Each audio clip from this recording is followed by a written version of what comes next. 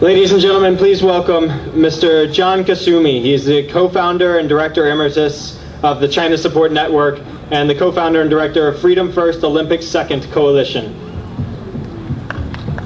下面欢迎 John Kusumi 先生，他是中国支持网络的创始人和荣誉主任，自由第一、奥运第二联盟的创始人和主任。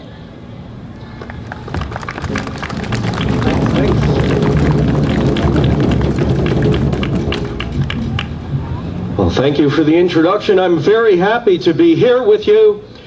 It's the occasion to celebrate that the Tweedong has reached 40 million people responding to the call to quit from the Communist Party.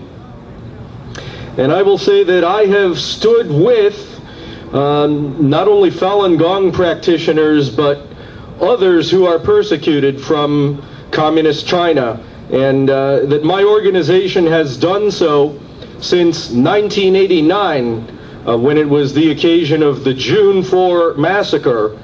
At that time, there was an uprising in progress. The people of China had already decided that it was time, to come out to the streets and to insist upon reform and to have change for China.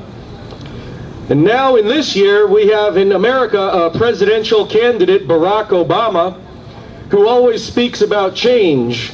But I can tell you some things that perhaps he will not now. Namely, that change is coming to China. There is this enormous wave of revulsion, of moral outrage, as we look at the tyranny, at the abuses, at the criminal record of the Communist Party in China. And that moral outrage has been growing as Chinese citizens have read the Zhoping, and as they have responded by going, to Tweedong, either on the web or through one of the volunteer centers. And now the counter has reached 40 million. And this is an interesting phenomenon, but it's also one that cannot continue forever. In other words, a change is coming because, now it's 40 million, and then what is it to become? 80 million, 120 million? You cannot have more resignations than the actual number of people in the party. So as this process continues, you are disintegrating the Communist Party. You are taking the party down. And so China has change that is in the wind, and the sounds of that change include the sounds of our rally here today. The forthcoming change is basically inevitable.